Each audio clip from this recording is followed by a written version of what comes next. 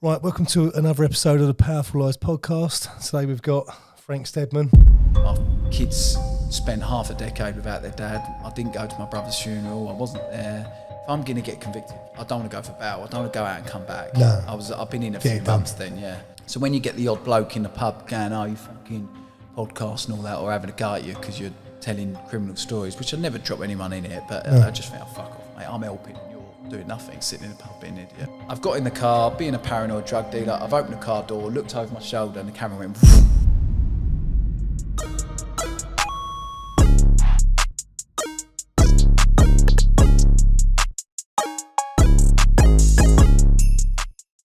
Serious story. I absolutely love this story.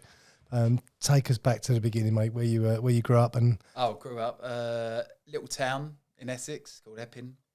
Just a normal little town. It's quite nice, Epping, but we lived in council houses, but it weren't. I don't think it's a council estate in Epping. Maybe we had a station. But yeah, just had a nice upbringing. 1 of 6 kids. Pretty wild. Went down playing down the fields in the forests and that. And yeah, it wasn't bad. Parents split up, but do you know, I was sort of in that. Do you know, all your friends are split up. Like your parents, it's not like abnormal, and it wasn't like nothing horrific or anything like that. But yeah, just split up. Which is, I think that's quite weird. I mean, going, but I'm 5 years older than you. When I was at school, like everyone's parents were still together. Well, my brother-in-law never really knew anyone. He's from around this way. He never knew anyone who sort of split up. Then he met my sister and that, but all of our little friends were, come from broken homes. Do they call it that? Yeah. But I'm 1 of 6, so that must have been stressful for parents to make money and try and get on. You've got no time for each other. You sort of see both sides. You were seeing the mum and the dad. Yeah. We lived with our mum, but yeah, saw our dad's weekends. And he used to come down. It's that pub culture and the social club. So we'd come and go down to the social club. We'd go down there, have a glass of Coke, play pool, beat each other up with snooker cues, and he'll send us home. That sounds familiar. Yeah. So it's not I wouldn't say I had a horrific upbringing. You know, we lost our house in my late teens, which was probably the first thing in my life that you sort of think to yourself, oh, that ain't a good thing. And you sort of get over that. And I moved in with a guy I was working for, just went and moved into like an outbuilding. And but I started getting into my late teens, a bit becoming an adult then, or thinking you're becoming an adult. And then, and had kids really. I had my son when I was 20, and he's 20 now, so... that's scary, isn't it? Getting my comeuppance. Yeah. But he's a good kid. He's really smart, really clever, and that's I'm probably too hard on him. I'm hard on him. Only where I don't want him doing what I've done, and I'd need a psychology. I couldn't go into deep why the reason I really got involved in crime. It's, you could say it's money, and then because I was brought up with not really any money, I wanted money, but I didn't have the drive or the education to put it into legit business. Like we were saying earlier, you could have a lot of these criminal masterminds, which I'm not. A lot of these criminal masterminds, they could probably run God knows what sort of business. It's funny, yeah, you saying that, it rings a bell with what's that film with Nicolas Cage? Warlord or Ward of Law? Yeah, Lord of War. Yeah, so he says in it, he stops because of the FBI are on him or something, and he goes and sells wood because of all his connections in different companies, and he was making more money out of selling wood, but he just said the guns and all that thing he done, he was good at it, I suppose. But yeah, it wasn't I was a small part of a massive like drugs organisation sort of thing. Which is, you live in them areas where that money is quite rife, isn't it? Quite a lot of money around Epping as well. As far as it was always with what was it, the Epping Country Club? Yeah. Back in the day, that was Chigwell way. It's funny. People used to. I was only talking about this to my missus this morning. People used to stop when we were young kids and say, "Where's Epping Forest Country Club?" Because we were in Epping. We go, "Oh, stand there, do a left," and you see them driving past like, "Oh, you little shits," because this Chigwell is about 20 minutes away. But yeah, it was. I don't know whether a lot of people from the East End or London made money, moved out to Epping. I'm not saying they brought crime with them. There is a lot of money around that area. I don't know where it's come from. I think Epping's been rich for forever, isn't it? It's always seemed. I was born and raised in Enfield. Yeah, and it was always Epping. You know, My who's all missus- suntans and white t-shirts and It Ferraris. still is. My missus is from Woodford, Bucker still, but went to school in Woodford, and the Epping boys to them were called farmers, like all them. And it's funny, her little group of friends all live in Northfield Epping and have gone out with guys from that area now. Yeah. But yeah, we were known as like the farmers. So no one ever went that far on the Central Line. Yeah, right at the end, didn't you? Yeah, last stop it was, yeah. I think Loughton was the last like inner city in people's minds, and then Debden, Faden boys. That's nice. Faden boys, some lumps out there, some big houses. Yeah, it's lovely. Yeah, really nice. Really nice. No street lights. It's No. really weird. They don't want street lights. They want I think it's to do with the animals, to be fair. Is it? Yeah. No, I always thought they just didn't want it. Thought it was Chavy Street. Put some gold ones up. Yeah. But yeah, I don't know whether going back to, getting involved in all of this craziness, I suppose it was an insecurity of being maybe surrounded by money, thinking that would answer my questions. Not my questions, answer my...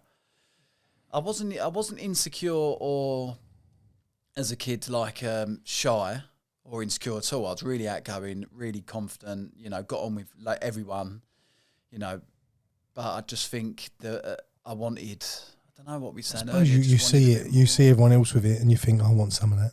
Yeah, and I know even now, I know it ain't having loads of money doesn't answer your questions, and it doesn't make your life any easier. If anything, trying to make the money is harder. But I don't know whether I just always strive for more, and I think it's in humans.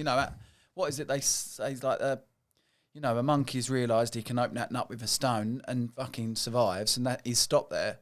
We're the only people that just. We're the only push. human beings. Sorry, the only species that keep pushing. The guy who made this microphone. I don't know what he's done, but in loads and loads of failures, I think that brings up. If you keep going, I think if you got that in you can. Which I've realised later in life, I've got that in me to keep going. Yeah. When the going gets tough. I think failure is a really important part of growing. Yeah. Yeah. Yeah, you only learn from your failures, don't you? And your own. I try and tell my son and his mates about mine, and I've had a lot of messages over like the last couple of years of people saying your stories really helped me, or my son watched your story, and a lad stopped my son outside out one night and said, "Your dad, Frank," and he's like, "Yeah," thinking, "Oh shit," and he was, "Oh, well, I've stopped selling drugs from watching his podcast," and I thought, That's lovely. It's good that, and it's better than that. Things like that are better than money because you're actually helping people. I was meant to do a talk in my school a little while ago, but I, in between jobs, just started a business up, and I moved to another company, and it just fell really bad timing. They said it's all right, school will always be here. So yeah, that is if you can get some good out of a shit situation. Well, I think you always do anyway. I think you don't always see it there and then. Yeah, but you're you right. can Like always you said, drag the positives out.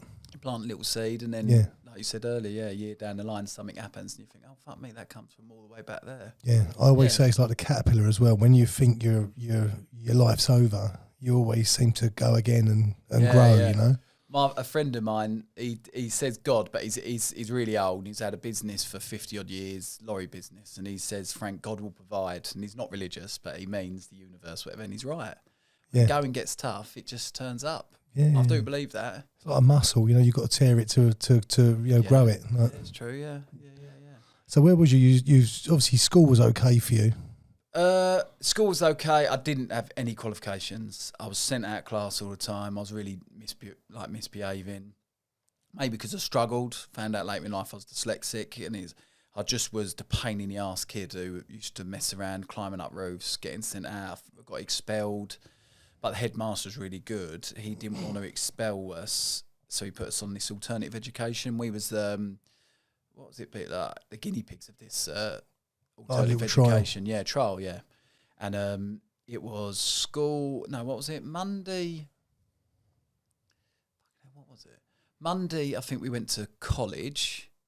Tuesday, we went outdoor activities. Wednesday, we done school. Thursday, Friday work experience, and it seemed to keep us all in school, and it worked for us, but it was all the naughty kids. Yeah. And it's putting all the naughty kids in one space. But then sometimes, like we say all the time, like I've got 4 girls, like we said earlier, but school really works for 3 of my kids. One of them, it don't work. Yeah. But if you ask a fish to climb a tree, it fails every time. Yeah. The school system's not for everyone. Yeah, you ask a monkey to swim, I suppose. Yeah. It's yeah, you're right. I've never looked at it like that. School isn't for everyone, but it's definitely for me, who thinks differently, and I think I act differently in the way of doing things. Maybe, if someone could have noticed that, maybe schools should start thinking out of the box themselves, shouldn't they? I think they're a lot sooner now to label kids. You know, like you would have gone down on a spectrum somewhere, or my mum. All these people have got these kids with stuff wrong with them, and the government's giving them money, aren't they? Oh, my son's got this, and my mum jokes around and says, I would have earned a fucking fortune. You'd have been a cash cow. Yeah, he's got another thing wrong with him. I was hyperactive. Years ago, a bloke used to come around, and I think it was a brother's friend or something, older brother, and he used to give me mint arrows and bottles of Coke, and I watched this, and I would be like a lunatic running around. Skittles. Yeah. My mum had my little sister. I was off school with a broken arm, and the midwives come round when they used to do house calls back then. My little sister's late 30s, mid-30s, and I'm up the tree with a broken arm. The midwife, bloody get down off that tree. You'll break your other arm. But that's the thing. You obviously, if you're ADHD, my mum said I definitely would have had something like that. Yeah. And I think the teachers weren't so tolerant back then. No, because no one knew what it was. No. You was a naughty kid, yeah. We had a teacher who grab hold of your ear hole and drag you down the... And I'm not that old, but imagine a teacher doing that now. You're probably the last sort of era of it happening. I remember it. But again, even I'm only 5 years older than you, but it was more, you'd see teachers leaving because you could see they was losing the power struggle. Whereas if you go back to the generation before us, the teacher would give you a slap round the ear, and you knew if they told you off that you was in trouble and you wouldn't do it again. But my mum had like things thrown at her, I think she said the old chalkboard. Yeah. But I remember if I ever got pulled over by the police or told off, or at school told off, your mum would give you a clip, wouldn't they? Yeah. For being told off. Yeah. Whereas now, you see it now, someone's trying to find out whether they was in their right to tell you off, even if you was wrong. Yeah. You know, it's like there'll be something on the, you see it online now. There'll be a video up, and you're not allowed to do that. I remember watching a stop and search. Yeah. And there's a kid, they've pulled out a knife this big. But they're not allowed to stop and search everyone's sitting there going, you can't do that to him. Well, hang about. He's got a big got a 2-foot blade on him. Yeah. What would you rather? Yeah, I do agree with that. Totally agree with that. It's the power. The problem is now the kids have not got the respect for the adults either. Massively, yeah. But is it blame the parents? They say is it our doing? Pandering down to them. I'll be honest with you. I think it's the system. You know, the police have lost power. The teachers have got no power. So, but as well, you've got people sticking up for the people committing. I've met a few in prison committing the most horrific crimes, which we all know what it is, and people are actually sticking up for them people. Yeah. And I'm a complete realist. I know we can't castrate people, we can't kill people, and all that. I know that, but it's you could set up an open prison or little village and just keep them all there. And that people would say, oh, that's sympathising with them. And it's not, it's just taking them out of the situation. Yeah. But you've got actually people saying, sympathising with people that commit horrific crimes. Yeah, a bit like that film Papillon, if you know that one. Go and stick them on an island somewhere where they can't abuse or hurt anyone else, Yeah, it's true. It's true. It's prison is the punishment, isn't it, to keep you out of, it's to protect society as such, isn't it? But it also doesn't rehabilitate either. This prison system's broken at the moment, isn't it? Yeah. I think it'd be like the school system as well. I think the system, the prison system works for some people and some people it don't. Yeah, it worked with me. Yeah. Yeah, I was in there and, I got 9 years in prison, spending half of that in prison, 4.5 years, within, like the horrific things happened, not when I was in prison, but happened outside. All of that made me, think it's fairly safe for me. I could write 2 books. You could write a horrific book, and you could write a book where I used to tell my family funny stories on visits, so they knew that, didn't go leaving thinking, oh, he's having a bad time. I just tell them funny stories, and they'd be like, sounds like he's having fun, but I wasn't. Just fucking around. Bit of a facade, just to keep them happy. Yeah. But going back to getting involved in, selling drugs, it all ends in tears, doesn't it? Every time. Yeah, it does. Yeah, it does. Yeah. I've had friends. I met in prison. He had like £4 million cash taken off of him when he got arrested. And, you know, imagine having that much money cash on you. But, you know, it never ends well. You know, people that probably get away with it for years and years and all their life, I don't know, their kids probably end up a drug addict or something. You just don't know, you know, exactly. I think it's very, very few that actually get away with it. I think it's to see, especially now, that's in this modern world of CCTV and bugging and everything else. I think it's, you know, it's a pointless exercise. You're going to get caught. Yeah. And it's a pointless exercise years ago, but like you say, you probably had more chance of getting away with it. But even down to, like, you know, I got arrested. So when all the crime happened, and it was an undercover drug bust by Soccer, and they was filming us all and following you by this phone. And in my case, they worked out that 2 phones were switched on in a car park. They drove up the motorway at exactly the same speed, hitting the masks. So they said them 2 phones were next to each other in a car. You think, fucking hell. And the police have got unlimited funds. They've got unlimited resources. Like they're the biggest army, really. Yeah. You know, and no matter, I know drug gangs make a lot of money, but they haven't got the sort of money that the government have got to compete with them. And not that I'm saying, you know, sell drugs and compete with them, because it's not what I'm saying. But it's like you said, it's a pointless exercise. Do you ever watch Hunted? Well, I only watched it this time because I met Jax. He's won it. Yeah, I messaged him. Messaged him ages ago. I bet you won. He went, I ain't fucking telling you. And I was like, you won it, didn't you? And then when he won, I was like, yeah, he's a nice bloke. Well chuffed for him. But I've not watched it properly, but I watched the bits of it because he's in it. And but you don't even realise all the technology that they've got. Yeah, well, even the facial recognition in and out of London, and you know, you're watching it and they're catching them. Now, don't get me wrong, I'm sure they've got a little bit of intel. Because I think they have to do stuff, don't they? Yeah, they have to meet they have to stay on the move and have to be places, so they're dragging them in and out. And 2 people with a film crew around. I was going to say, that's a bit hard to miss. Trying to look inconspicuous, The boom mic over. That's them. How'd you know? Because there's 4 cameras around them. But, which ones could it be? The ones with Hunted on their back, innit? They wearing like Hunted jackets. I think they probably are. Fucking hell.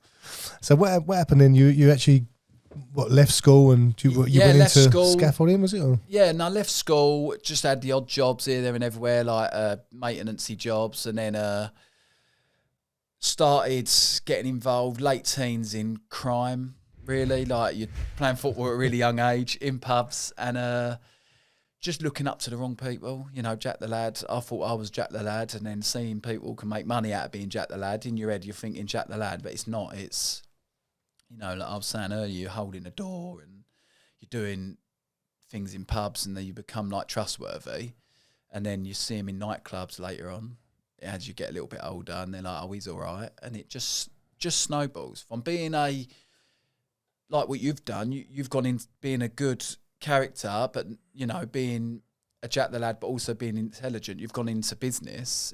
If I stuck at, you know, knowing everyone and going into business and knowing what I wanted to do and maybe a bit of guidance, probably would have done all right at that. But instead, I wouldn't say I'd done all right because I got arrested, but I got to a level of crime which not a lot of people get to, I suppose. Yeah.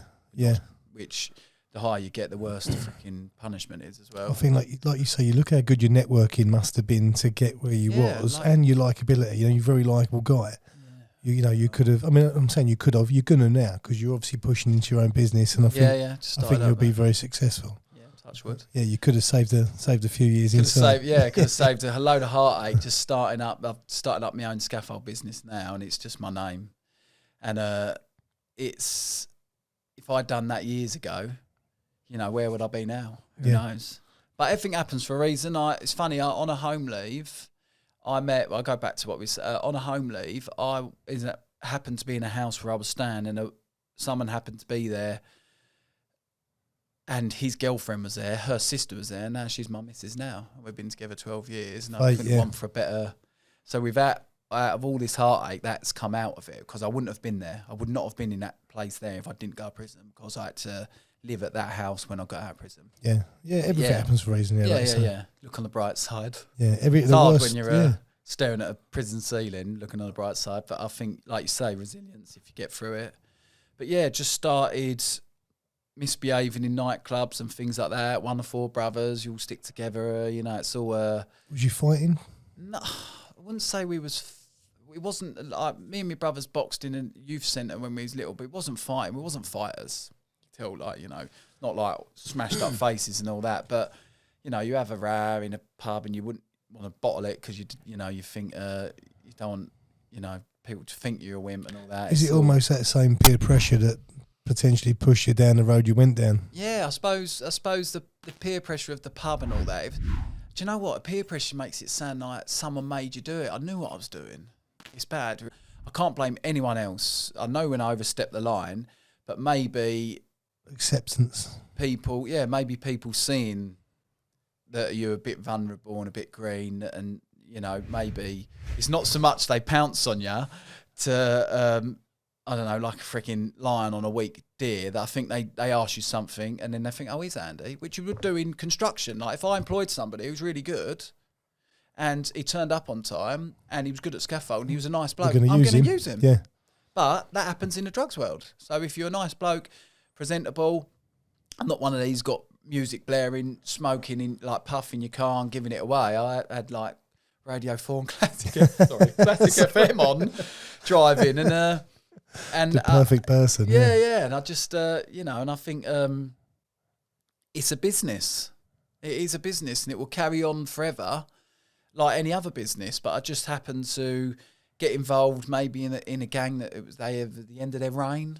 Does that make sense? I don't know. Like they you know. You never know who's watching and when. I suppose that's the thing. That's even with podcasts. You just never know. Yeah. Don't know. There's always someone watching, but it's. Well, let's hope so. Yeah. That's the whole reason we're here. Yeah, and or listening. Yeah. But they, it's a world of you know, like opportunists and broken home people, and you just end up greed. Yeah, and greed, massive greed. Yeah. And you meet in the drugs world, you meet horrible people in business, but you get sent a letter and they'll knock you. But in the drugs world, it's different. You know, if you get in that world and you've got to do something, you fucking got to do it, and you know you're dealing with. But yeah, I just started selling like raps myself because I was, you know, some bloke would say, give that to him. Oh, what pub you going to? Oh, can you just give him this? And I started thinking to myself, hold on a minute, I could do this myself. Bought a little bit of like gear, which is coke, started selling raps, and that sort of progressed. And then I met a woman, a girl at the time. I was only 18, 19, and started getting a bit serious. And then she got pregnant a couple of years in our relationship, so we had a kid come in. And then it got really serious, and then you got the pressure to provide as well. Well, I knocked it on the head. Then I thought, I don't want my kids, you know. And I got a job in scaffolding. So that was 20 years ago. My son was not born. He was my kid's mum at the time. She was pregnant, so I got this job and started scaffolding. It was hard graft, but I liked getting stuck in. I liked, you know, football, rugby at school, so it always worked. So I started scaffolding, but I was earning 60 quid and then we had a mortgage. It's only 60 quid a day. I'm walking from Wolfen Abbey to Epping sometimes when I can't get a lift in, and pushing the train, eating, having my packed lunch, and it ain't enough because it works so hard, like, not judging it right. And when the lads are going down to this cafe called Benji's, I'm eating all the sugar out of that just to get me through the afternoon. And went on and on. Me and the kid's mum was arguing. We had another kid, and we were arguing even more. And we had there was no threat. You know, I had a mortgage and I was paying my bills, but we just had nothing else. No life. And I being insecure, thinking money would answer it, I just thought, fuck this, I had enough. Well, it was in Tesco shopping, and I've told the story a million times of a basket trolley full of blue stripe food. And if anyone don't know, that was the poor food. And it was highlighted because it was blue and white striped. And I just thought, I've got nowhere in life. And I want more. And you're surrounded by money. What's that? Is it R.E.M. song? If I haven't seen such riches, I could live with being poor. Not that I was rich, I've just seen it. And it was possible because I saw people around me that in my eyes were no different to me, and they were making money, but it was in the drugs world. So I just made one phone call and I was back in the drugs world in my, I'd say, early 20s. And what was you doing? You got back in just selling small bits again? For myself, just ticked, just said, I've got no money, but can I do this? And that person knew everyone. I knew everyone, and they just give you a chance, didn't they? Did you feel good doing that? I mean, I know you don't feel good as in,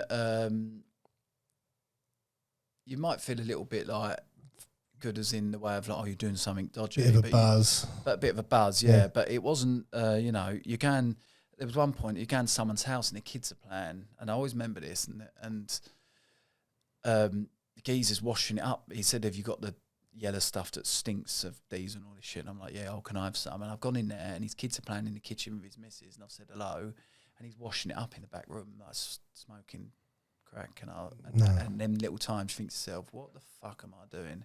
And I knew I was so blinkered because I was thinking I want to make money, and it's selfish really. And I was thinking I want to make money, I want to do this, I want to do that, and I started seeing these little things, these odd things, and the looking over your shoulder didn't really bother me because I can put things to the back of my mind or forget about problems, which helped me on later on in prison when shit happened, when I got into prison, we'll get to later. And, I can, what's it called? Not micromanage, but I can put things in the back and I know what you mean, sort of thing, yeah. Forget about it. I've got some empty space up there. Plenty of empty space. But I suppose where you'd never been caught before, the fear's not as much. Yeah, you're right there. You've never been caught, so you don't know what's going to happen. I said to a bloke I used to get up to no good with, like when I got I always knew I was going to get caught, but so I got a phone call from a local guy that I knew, and he was like, do you want to come and deliver like bigger bits? And like, do you want to come work for us? And I knew it wasn't what I was doing, it was higher. And I said, yeah, like how much? And he said like a couple of grand a week minimum. I was like, I didn't give a fuck. I was like, yeah. All over it. Yeah.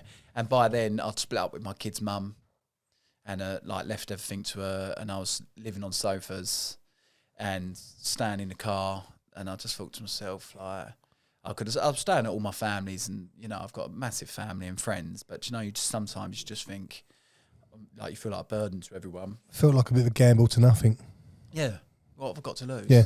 Well, I'd fucking everything to lose, because you think, oh, your kids are with their mum, they've got a house, they're all right, and when you split up with someone, people start thinking, I'm going to concentrate on me now, don't they? I don't know. And I just went in like hook, line and sinker, just went in, and within a week I had $2,000, and then all of a sudden I went from sleeping on people's sofas thinking, hold on a minute, and then within like a couple of months I rented a place and I was earning thousands of pounds a week. More, I give up the scaffolding when I got that phone call. So I was selling wraps and scaffolding for a little while when I split up with the kid's mum, and you sort of go on a bit. I'm not a big drinker or a drug taker, and then when I was in that little single period, it's like I only done it for a year, believe it or not. From splitting up with my kid's mum, getting that phone call, it lasted a year. I was like going out, getting on it a little bit, and I could count on like one hand, and like getting on it. But I always remember I was being sick in the toilet. My kid's mum's dropped the kids round, and I'm like hungover. And I don't deal well with hangovers even now. My daughter's rubbing my back as I'm being sick in the toilet, and you start thinking to yourself, hold on, is this the world I live in? Is this the world I live in? A party, like, and I wasn't a big partier anyway, but I just had the money, and I was at an age where that was what you do. You go out, and I didn't have any responsibilities in the week. I used to take my kids out on a Wednesday night. Who was you going out with? Was it your normal pals, or was you not? No, my normal school friends going out, like drinking. But my life, my day-to-day life, was in a little bubble of drug dealers. Yeah. And I used to deal with one bloke. It'd be like, I'm not saying you, Brett, but say like you'd ring me and say, Frank, right, here's your jobs for today. And I go, right, great. And I do my jobs, and then I go and ring my mate, do you want to go for something to eat? And that it was normalised. Yeah. And I'll say to my mates, I'm going to work, and they go, you ain't going to fucking work. And I knew what work was because scaffolding, but this was just like giving me money I've never seen. And like everything, prison sentence and all that is not worth the amount of money I was getting paid. It really isn't. No money is, I got involved in this massive gang of drug dealers, and then just doing, every day, just working for them. And then a few, about a year later, I got a phone call saying, stick around because something's happening and we need you around. I never got that phone call, so I'm thinking, oh, this is a bit different. And it was, in my head, I'm thinking it's bigger. And then, then I got a phone call just saying, can you go and meet a bloke in a silver car? Faden Boys, funny enough, we were saying earlier. And it's a mad story. So I've been told to go and meet, I can't remember what time it was, go and meet this bloke in a silver car in Faden Boys. So I've gone to the local cafe before, which is bakery. And I've gone in there to get a sandwich and all that because I knew I was going up north. Sorry, I was told you're going like for a long drive. And then I walked in this bakery and I'm looking around. There's no one in there. Bloke sitting in the window. And the woman's gone, does anybody want anything else? And like stretched her arms, like implying someone's out to stay the welcome. She doesn't know me. She's not giving me the heads up, but I just think she was just, someone's out to stay this welcome. So I've turned around, paranoid, walked past him, looked in his cup and I thought, And there was that coffee scum and I could tell it's been there ages. Been there a long time. And because I like drinking coffee, I don't anymore, but I like drinking coffee. And I was like, looked him up and down, outdoor clothes on, weird camera bag, not a rucksack. Glimpsed him, and he had a skin-coloured earpiece in. I was like, oh fuck. So I've gone met this guy in a silver car, and I said to him, "What I've just seen." He said, "Ain't for us. We're miles away." And I'm like, "Okay, like." Where are we going? He said, we're going miles away. And we ended up going to Pontefract Castle. Okay. So I believed him. I thought, it can't be for us. Knowing Essex, knowing what it's like, could be for someone else. Hopefully it was someone else. Got to Pontefract Castle, turned up to this meet. These geezers are effing and blinding, and I swear a bit, they're effing and blinding. Do this, do that, do this. And I'm just waved over, and I'm putting bags in. I'm heard them talking shit, and I'm thinking, God, this ain't right. And prior to all of this, a guy in the peripherals of all of this, sort of, he told me to like drop these people out, like don't do it because something's dodgy. Oh really? And it was my job. And I thought I'm doing it. Who told you this? So, like somebody I knew said something's a bit dodgy with them lot and blah blah blah. It's nothing, no like undercover and all that shit. It's just somebody told me not to do it, and I was like, didn't listen to them, and then I suppose it's not that easy to say no either. No, even now, imagine a scaffold boss saying, "Oh, can you build a tower up 100 foot?" Oh no, I don't want to go 100 foot, but I'll go 80. They will say, "Well, I can go get a job somewhere else." When it's your job, I'm one of these. I can't say I'm an honest person because I've done that. But if I work for you and you ask me to do something, I will do it because that is my job. As you get older, you realise you're getting a piss taken out of you, and you say no. But just doing something that is your job, I'll do it. And and then got to this Pontefract Castle. And then done the changeover. I handed over, found out later on, 2 bags, which was 328 grand. It was a part payment of the drugs. And then driving back, looked at my thing and I thought I'll pull in a petrol station. Quickly pulled in a petrol station. Silver car's pulling behind me. What are you doing? I said, I'm just getting some petrol. He's gone, all right, I'm going to get a drink. And he's pulled up. Someone's driving, I don't know, 2 blokes in that car. Van pulls up and I've looked across as I'm putting petrol in. Geezer gets out of the van in Leeds, and it was the same bloke from Faden Boys. And I knew it was. I'm not. I always say I am academically I'm thick as shit. I'm not the sharpest. I'm quite gullible. But when I saw him, I knew it was him from Faden Boys. And I was like, shit, locked eyes with him. Gone in the petrol station. The geezer's queuing up for his drink. And I'm like, that's the bloke I saw earlier. And he's like, get away from me. So I've gone in the toilet, and I'm like, oh, what do I do? And I think, I was standing in the queue actually, and I'm reading my book. I was standing in the queue, and the undercover officer's in the queue paying for his petrol, and I was standing so close I could smell the bacon. It's bad, and I tried to do a little joke, and then I've gone in the toilet panicking afterwards after I've paid, thinking I'm gonna sit in here and see if they're following me, or him in a silver car.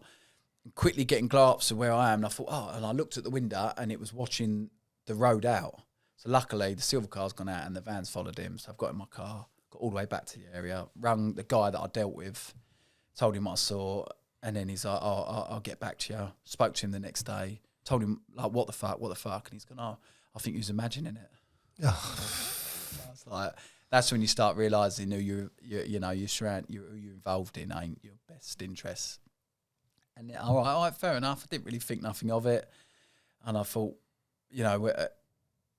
well, if you say it's all right, but I definitely know what I saw, and I'm just waiting to get nicked now.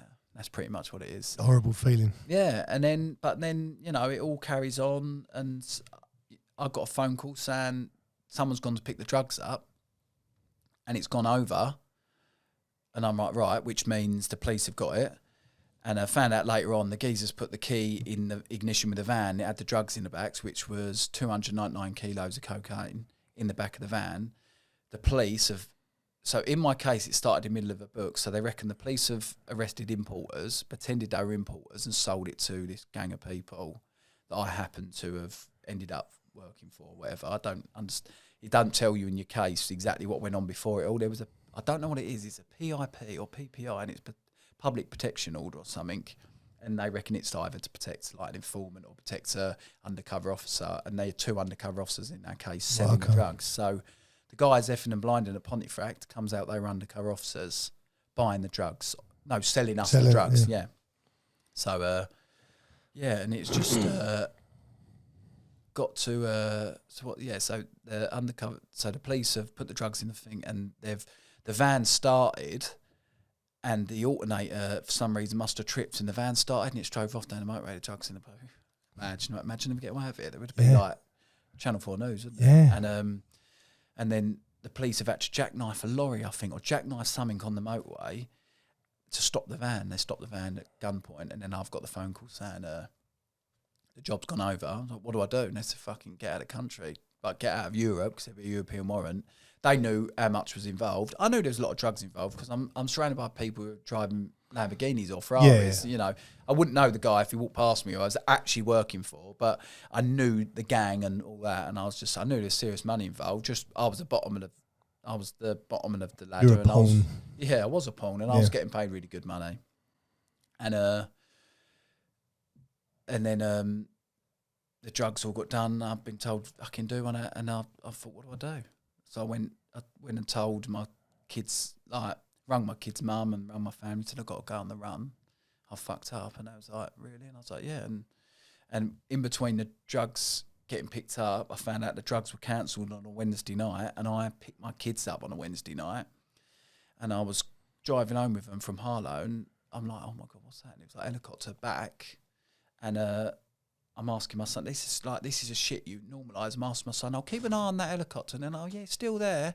Drove from Harlow to Waltham Abbey, pulled up at the kid's mum's house. Helicopters stopped above my kid's mum's house, and all cars have blocked the cul-de-sac in Waltham Abbey. And I'm like, shit. And I said, I'll take the kids' things. I think this is for me. And she's gone, this is for you, innit? And I'm like, yeah, it is.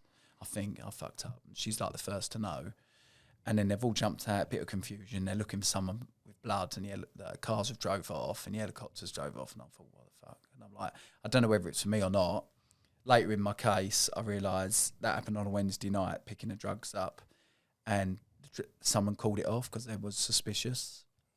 So whether that's for me or not, I do not know. But then the guy said to me in prison, Frank, an helicopter is behind you in Arlo. It will overtake you by the time you get to Waltham Abbey. Yeah. They go like 300 miles an hour, whatever miles an hour. And I'm thinking, yeah, maybe. But I'm just glad it didn't happen in front of the kids. Definitely, it's horrific. Yeah, you know, they're scarring for life. Yeah, and we get to it. So I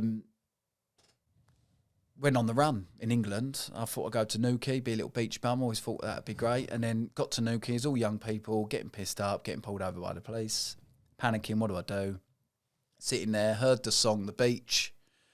I thought I'd go to Thailand. No European warrant. I fly to Thailand. I sneaked over to Ireland all through like booking ferries last minute and all that, and staying in hotels, sitting on a bench and all this shit, and then hiding in the toilet and waiting till the ferry goes, and then jumping on the ferry and all this. Got to Ireland, booked a flight last thing, but like you were saying earlier about the facial recognition, I'm panicking, and this was 2009, so it probably weren't as bad as it is now, and I've got a hat on and all, like, probably look suspicious. Probably should have just wore like Gaucho Marx fucking thing, wouldn't I? And trying to act normal, but you know, I was quite good at acting normal. Like earlier you're right, in the book, it's called The Spanish Drop. I'd done something, took something over to Spain and come back, and I was quite cool about it, going through the airport, so I knew I could keep my cool. And I just thought, keep cool. And then I was flying, and the feeling of flying to go to Thailand, I was like, yes, I've done it. And that lasted and it lasted about 19 hours. As soon as I landed, I thought, fuck, I'm in a different country, and what am I doing? And I was like running out of money like you wouldn't believe, because you don't realise being on the run is so expensive. And then staying in hotels and things like that. And then I just had enough. I got a phone call saying It's scummy as well. I got a friend of mine to lease me a car when I was getting up to no good, and his house got raided because I was giving him cash. He didn't have a clue. Yeah. So bad. And that person has given me a house. Like, that person let me stay at his house and lent me a car when I got out of prison. He's like forgiving, so forgiving. He says, you know, what the fuck was you doing that? I do not know, but I didn't tell him because I knew what he would have said. Yeah. You know, you only ask, you only ask someone advice because subconsciously you know the answer they're going to give you. And I just, I've done late teens, early 20s, getting involved in crime, selling drugs, making loads of money in that year period. And then it all fucking disappears within weeks. How long was you in Thailand for? Do you know what? I was looking at it the other day, nearly 3 months. Sort of went on the run. I think the job went over in like April, and then I got nicked in June. Yeah, got nicked June. Yeah, because then I got arrested on the airplane, coming back next to some Australian kid, chatting all the way, and then the airport police come on, and they're like, "Are you Frank Stedman?" I'm like, "Yeah, you're nicked." Isn't no shit. And I've stood up thinking, "I know I'm not going to do nothing." They're like, "Fucking get back in your seat," with their fucking guns and whatever. And then the soccer police calmed them down. Going back to earlier where I probably shouldn't have been in that world, like scarring the kids, I heard them say, "We'll take him out the front." And I said, "Sorry, I think my kids are out there," because I told them I was coming home, and my kid's mum said she'll try and get to the airport to pick me up. And I said, "I think my kids are outside. Is there any other way we could do it in the airport, please?" But no, don't worry, we'll wrap your coat round you. The soccer agent put his hand on his shoulder and said, "Can I have a word?" Took him in a room, come out of the room, and the bloke's fucking face is white and went, "Oh, we're going to take you out the side doors." What he said to him, I don't know, but thankfully... That's nice, yeah. Well, I found out after my interview through my brief, who spoke to my sister, that my kids were there. So at the end of all the interview, 3 o'clock in the morning, I've said no comment all the way, because my brief said say no comment because you convict yourself in an interview, blah, blah, blah, blah, blah. I've said to the police officer and just shook his hand and said, "Thanks for that earlier." I said, "I know you didn't have to do that." I said, "But I found out my kids are there and they would see me with the police. And they were really young. Yeah. 5 and 1. Disastrous. And, going to a prison affected them enough of it is. They've probably got massive abandonment issues. Like, I think they're over it now because my son lives with me and my daughter lives with her mum, and they're a lot older now. But yeah, not like the main reason I come home, everything was going off and my friend got raided. I rung home and said, like, "What's going on?" She's told me he's got raided. And she said, "I don't want to convince you, what to do, but my son was at the window." And he said, "Where's my daddy gone? What's happened to my daddy?" And I was like, "I'm coming home." And I I've got to take I put my family through all of that. And then I was in a prison, getting settled. I was in prison like a month. And then my brother committed suicide and I got put into segregation. And then all my family, putting them through all that shit as well. I weren't allowed to go to the funeral. Awful. Didn't see my sister and my mum till Christmas. They got okayed on a Christmas visit because we got cat aid. I've got put in segregation for 10 days. When my brother committed suicide, I put in to go to his funeral and they put me in segregation for 10 days. And then I got cat aid or code aid. I got cat aid and sent to Belmarsh, and then I got my dad and my kids got cleared quite quickly. The police have to clear it. It's all a massive, long-winded thing. And then my sister and my mum got cleared for a Christmas visit. Turned up visits, and they said the paperwork weren't right, which is bollocks because the paperwork they wouldn't have let me. They wouldn't have let me do it if the paperwork wasn't right. But I can't blame anyone because I put myself there. Yeah. When you're, like you said earlier, when you're out giving it the big and buying everyone drinks and doing what you want, you can't then moan when you're sitting in prison and you can't go to your brother's funeral. This is why I always say I do this because I don't want people feeling sorry for me, but this is what happens, My kids spent half a decade without their dad. I didn't go to my brother's funeral. I wasn't there for my family. I remember the visit. My mum and dad come in the visit after my brother's funeral, and it was closed visits and things like that. Well, I had a visit in between me being cat aid and taken segregation. I had one visit, and my dad collapsed in my arms. My mum, they aged overnight, and I thought, bet, yeah. Within one of their sons, they knew I was getting a massive sentence. Didn't know how long. I was told I was getting 17, 18. I got 9 years in the end because I pleaded guilty, and and then my brother dies like a month later. You just think, what the fuck? It's a lot for a parent to take on. Yeah, and why? All for what? For a bit of money? Yeah. Which I could have left school and done what you'd done, set businesses up, and worked hard. Yeah. Like you should do. And we're both sitting here now, which is great, but all that heartache and all that shit you caused in the past, you're lucky you've got a good family around you that forgive you. I think that's the good thing with the podcast is you can actually tell your story and hopefully sort of change the path of someone else at 16, 17, 18, with friends. There's thousands of kids in London or in England probably going through what I went through, and it's not...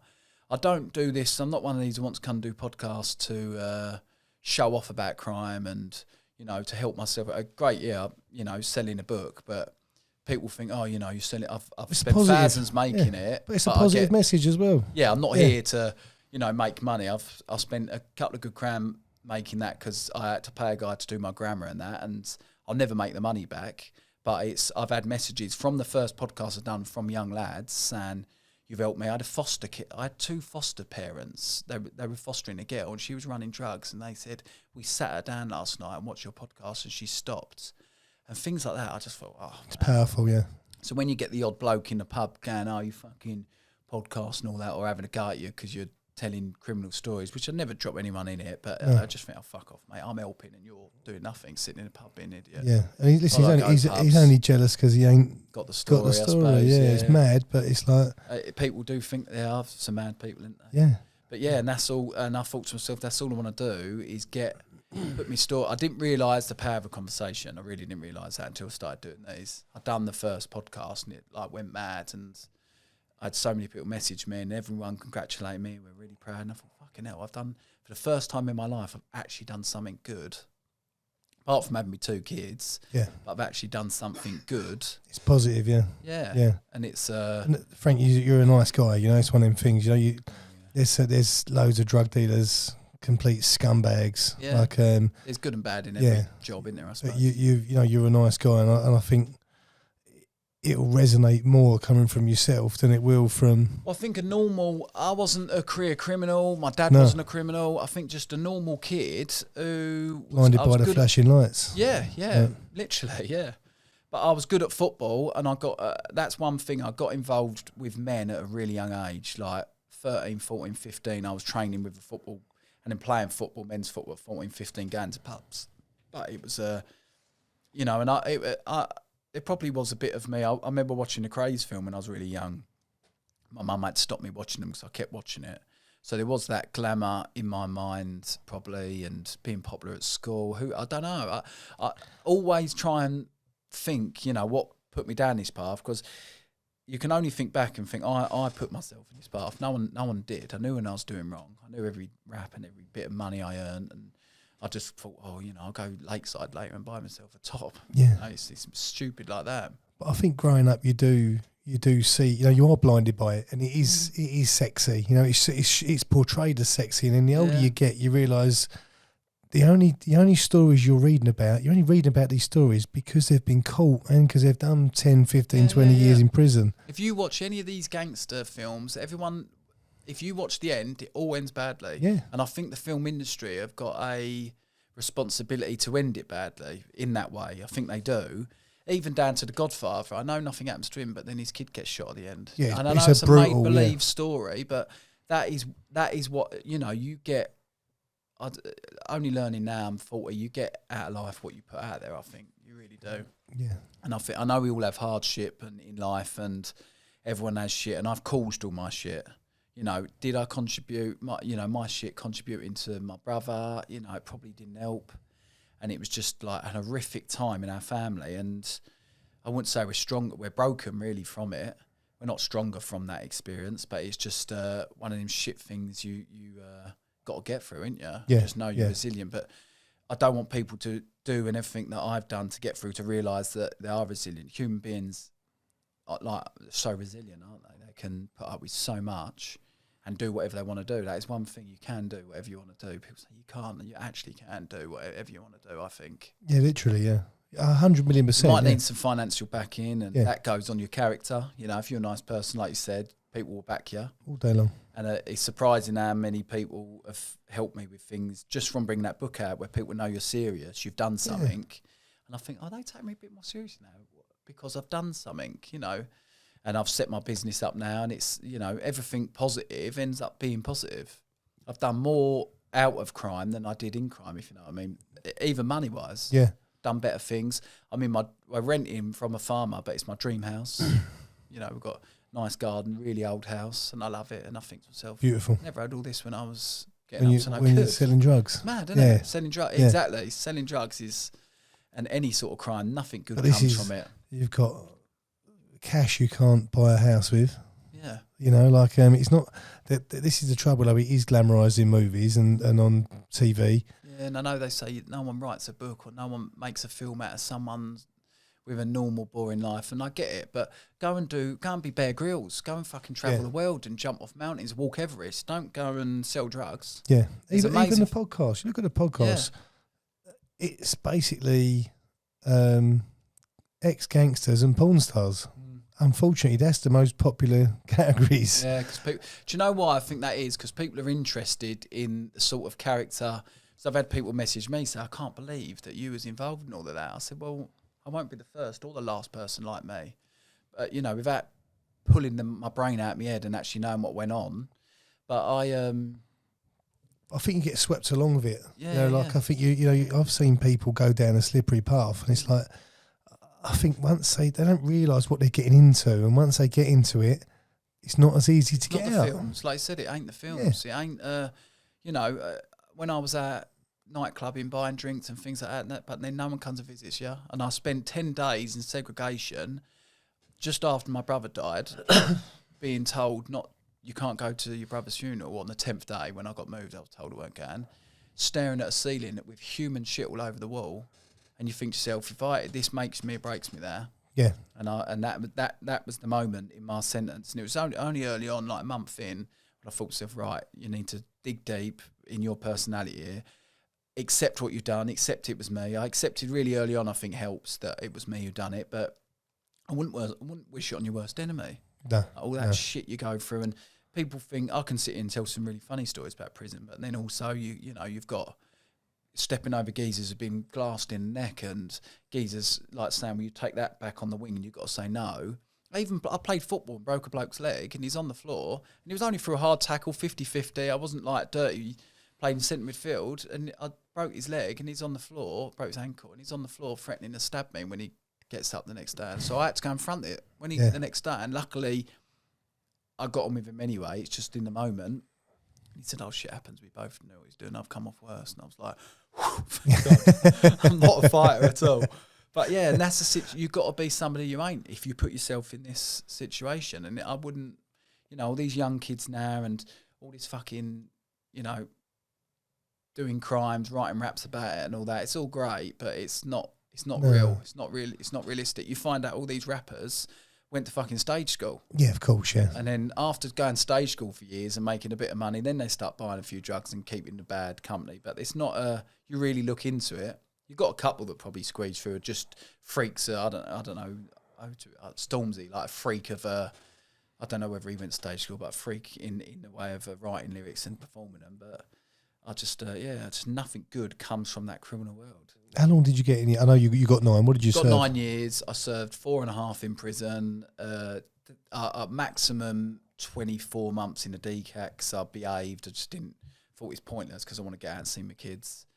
And and then done the other 4.5 on probation. Yeah. Which my probation was quite fine. I had no financial order. I had a confiscation order, but I had nothing to take. So. Which affects you, like all this crime affects you later in life. Like you can't be left money. You know, if I win the lottery, I have to pay back £10 million.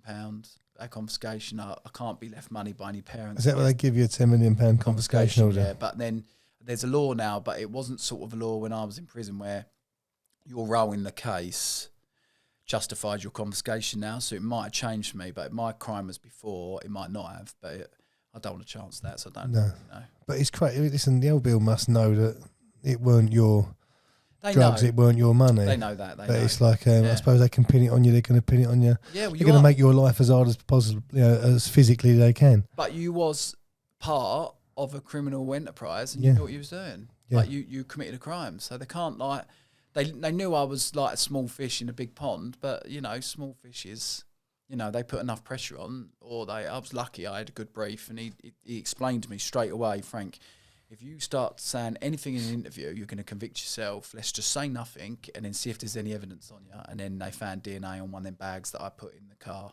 And this is a funny story. They he brought me in a laptop and said, "Oh, Frank, you need to watch this video," because we was going for bail before the DNA come back. And I was like, "Listen, if I'm gonna get convicted, I don't want to go for bail. I don't want to go out and come back." No. I've been in a few months then, yeah. And he's brought the laptop in and said, "I don't think we're going to go for bail." So he's showing me this video, and I'm like, "Well, you can't tell that's me." And it's me, but it's a bloke walking back to the car after dropping the bags off. Someone's filming it in the fucking car park. And I thought, you can't tell that's me. And I had an ID parade, and I wasn't picked out.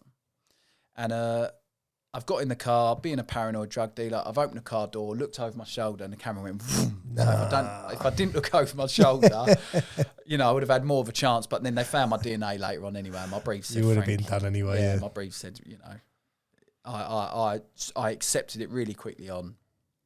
I knew what I was doing, and I had to show that I accepted it to my family, that they knew when I get out I weren't going to do anything stupid, commit crime. And I had so many opportunities when I got out of prison. Friends saying, "Do you want to take a cash machine out of the wall?" Another bloke, mate from prison, saying, "I'll give you as much gear as you want," because he knew if he got into Essex he'd make a fortune. It's just like, and I just had to say no. Did you see that cash machine come out at Sawbridgeworth? They drove. Days ago? Yeah, a couple of days ago. No, yeah, literally about a week ago.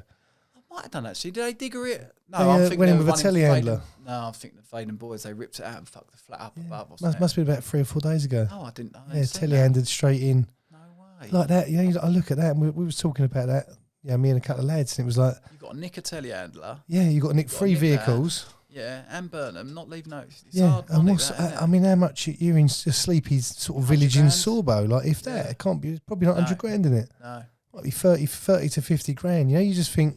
I'd do it, and it would have been empty the day before. That's my. It's sort happened of a few times, hasn't it? It has happened. It's got to have, isn't it? Yeah. But yeah, just when it comes to, I just was not made out for the criminal world. I haven't got that. I wouldn't say the deviance, but I haven't got that sort of, you know, thinking out of the box and criminal minded. Just haven't got that in me. I just thought I should have.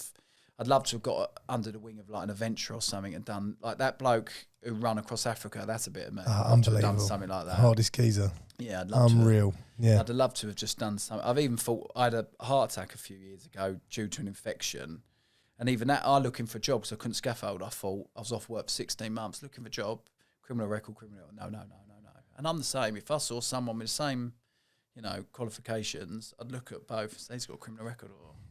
But once you meet him, you think, oh, he's not a bad person. But it's everyone makes mistakes. But yeah, I looked for a job, and then I thought, shall I do while I'm off? Shall I do a walk from London to Edinburgh to Cardiff and then back to London, heart to heart of and raise money for it? And they gave me tablets for my heart. I couldn't do fuck all. No, go to work. I was knackered, but I come off and I'm all right now. But yeah, I'm thinking, you know, I'd love to do something like that. I want to do Everest Base Camp. I'm going to do that. That's like a holiday, though. Not a holiday, but it's a walking one. Yeah. It's 18 days. Yeah, he looks insane, and it meets you. They meet you at the airport, the pool. You've got to book your own flight, and then they take you on it. That's a bit of me. I'd love to do that. So why did you climb Mont Blanc? I think it was a midlife crisis, Frank, if I'm honest. But you seem quite driven, though. So do you want to just push yourself? I like pushing myself out of my comfort zone now as I've got older. I think about 2013, I got involved. One of my friend's daughters had something called Rett syndrome. And we started doing, I think we'd done a Tough Mudder before anyone else had done Tough Mudder. Like, it was like, no, never heard of it. Went down, done that. And then it was like, what else can we do? And we started getting in and doing things. We started doing marathons and, silly. Like, I organised a bike ride to Paris for over 4 days. Nice. Then went back and done 24 hours to Paris. Like, you know, I started doing bigger and bigger challenges. So yeah, it was like a natural progression. And we'd done the 3 peaks, but we'd done it in winter. So it was like being in Russia, you know, like it was mental, like crampons from the bottom, you know, like. Oh my God. And then we done Mont Blanc, which was just epic. Just the views, you know, like sort of Just again, an experience that you never forget. Yeah, that's all I want to do in life now. I think just have experiences. You know, I'd love to work for myself. I'm working a couple of days a week for a company, and then my own scaffolding business, and sort of umming and ahhing. I've written 30,000 words of another book, but I think, you know, it's just been put on the back burner because I think I don't want to, like you said earlier, I don't want to put it all into that. It's only just a story, but I don't want to put everything into that. I can't do loads of different things at once. I like to give it my all at one thing, and then once I'm happy with that, and then I can bring something else in. But that's just you know, and this business, I think now if I can just get that up and running and work for myself, I'll be happy. That'd be good. Yeah, and it's a good business. There's a lot of money out there for you to make. Do you know what? My life's goal would be buy a little farm and just you know, live on the farm, and then gradually, if my missus could give up work and help with the business, and then have a few animals, make cheese, honey, just like it sounds nice, mad, that's a nice life. Yeah. My favourite program when I was younger was like Darling Buds and May and all that. I think because Catherine Zeta-Jones was in it. Yeah, she was banging back then. Yeah. But I just like all the farm programs on now. I just love it. But I think to myself, there's something definitely there that I'd like being outdoors. I'm outdoors every day of the year, apart from Saturday and Sunday, where I normally go for a walk with a dog or go outdoors anyway. It's just grounding, I think. And there's something about the energy of just being in the woods or being on, you know, just in the fields and that. Like, it's lovely. We was lucky where we brought up in Epping. The bottom of our road was farmers' fields, as far as you could see. And we used to run around there playing run-outs in the forest and that. So, yeah, maybe it's from that. But, yeah, I would love, you know, my brother would, he's a project manager, but he likes going to the pub. He'd like to run a pub, but he's in that insecure stage where he's like, I don't really want to. But he'd done a quiz night in a pub recently, and I looked at him when he was doing it, and I said to my sister who came at the time, and I was like, he should run a pub. And you can't out-drink a pub. I know he can drink. You can't fucking drink a pub dry. When people say, oh, we drink it dry, you can't do that. He could get pissed every night and still earn money. And he'd be great at it. Where I would just love it's graft though, isn't it, pubs? I don't know. He likes the pub. He likes the pub culture. He likes being in a pub and the life of it. But yeah, it's hard graft, but I think he would like that. He's a hard grafter anyway. And I think it's working for yourself. I don't know. I've got this obsession where I just want to work for myself now. I worked scaffolding for 20 years now, apart from a break short spell. In the middle. Yeah. And but yeah, I just think definitely see how this scaffold business goes. I've called it Stedman Scaffolding, which I was advised not to, and then I thought, no, I'm not. I know because my name on the internet comes up, ex-drug dealer and all that. Yeah, but then I think on the internet there's a lot of positive that comes up about you. You know, I think anyone who meets you, I think they're going to want to work with you. Yeah, hopefully. Touch wood. Yeah, it's not like you're sort of sitting here. You know, you know what you've done. You've made mistakes. We all make mistakes. It's why they put rubbers on pencils. Like it's like, you know. I suppose you've got to have a criminal record, didn't you, to be a scaffolder? Yeah, I was going to say, yeah. I would have thought it probably pushes you up more on the SEO on Google. I've got to get the scar, innit? Get a big scar on the face. No, it will go all right because I put my all into everything, and if I put my all into it, I can't regret it, can I?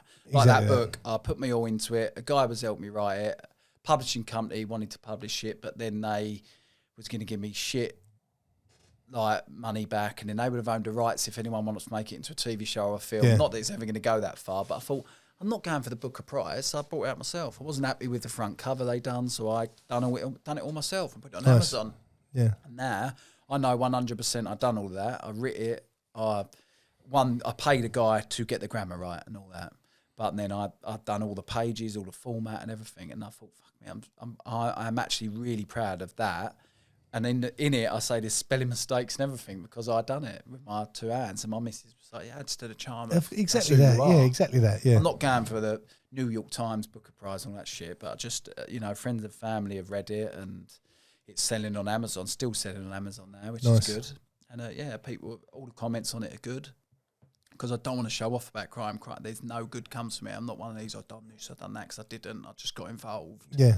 Way too deep over my head in something that I wasn't. And probably greed, I think, like you said. I know we said it earlier, but I think the greed, I think this is the trouble. Yeah. Everyone now, because of, and like worse now than back then, everyone now sees all the glitz and glamour on the internet. and Instagram. Lives their best life up. And they want it now, don't they? Yeah. There's so much money. There's more billionaires now than there was before. And everyone just wants a piece of the pie, which is fair enough. Go and work and get what you want. But everyone wants it, like you say, they want it now. And that thing will give it to you very quickly. But also it will take it away very quickly. And most people don't realise they start now. 2 years goes really quickly. And then they look around and they've probably got what they want. But they're they think they want it now. They're putting that thing off. They've probably been putting it off for 3 years. They could have already had it. Yeah, I know. Us talking here, I consciously know that. But I was thinking the other day, God, I've not had any jobs come in. I think, don't worry, they'll come in. Yeah. And I have to keep checking myself, keep telling myself, don't worry, it will be all right. You're paying your bills because you're going to work for someone else. Obviously, I just don't need. I realise, I think as you get older, you don't make any rash decisions. You don't make any stupid. Like, I'm not going to just leave my job because I've got one job. So I need that. My missus is good like that. I'm a bit of a dreamer, and she pisses all over it. She just drags you back. Yeah, she's good like that. I need that. I say silly things like after lockdown, and we went back to work for a year. I said, I tell you what, why don't we just have a couple of months off and go and live in a camper van and go driving around Europe? She's like, no, I'm not doing that because when we come back, we'll have nothing. And I was like, oh yeah, you're right there. So she's but it sounds good. Yeah, sounds good. Yeah, that's I'll enjoy I know life is a journey, and you got to do what you can, but it's. You've got to be quiet as you get older, and you've got bills, and my kids are offhand now, but you still got to help. Real life, I think they call it, don't they? Yeah, it's horrible. Oh, shit, it's horrible. Yeah, there should be a horrible real life podcast, shouldn't there? But mate, look, we'll wrap it up. I've loved this today. Yeah, it's nice of you to come in. Sorry to drag you out. No, don't be silly. No, it's all good. Yeah, I enjoy reading the book on your holiday. It get me out. It's actually my 7-year anniversary with the missus today. So it gives me. Oh no way! Yeah. You've come out on your anniversary. Sorry about that. I'm dedicated to the podcast. Yeah, and it gives me an 100%. excuse to go and get some flowers. Yeah, because you forgot. And a card. Just take her out for dinner. I've got you a nice present, darling. Here's a book for the holiday next week. Yeah, it'd be good to have the wonky table up in the restaurant. But no, look, it's been a pleasure, mate. No, brilliant. Thanks for having me on. I'll catch up with you soon. Brett, thanks, mate. Top man. Bye.